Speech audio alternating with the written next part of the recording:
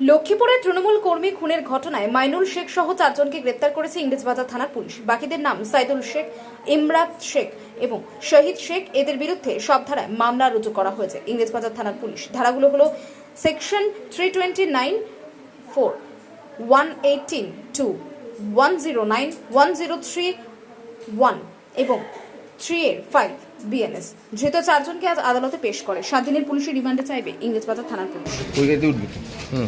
চলে এগিয়ে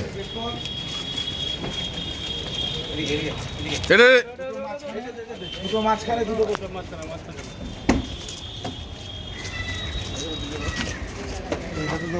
আল্লাহ অনেক কিছু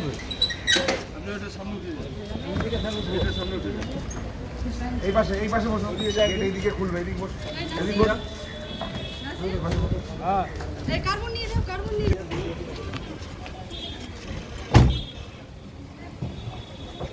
কালে রসনা বাবু ওখানেও ধরুন মেডিকেলে যখন নামাবেন তখন অনেকে ভিডিও পুলিশ হাসপাতাল কেউ ঢোকে না। পুলিশ হাসপাতাল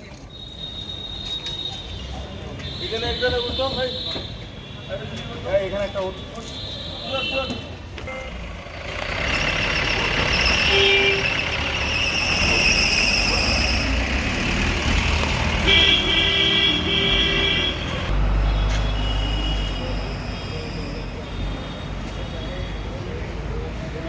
ব্যুরো রিপোর্ট, উত্তরের প্রহরী।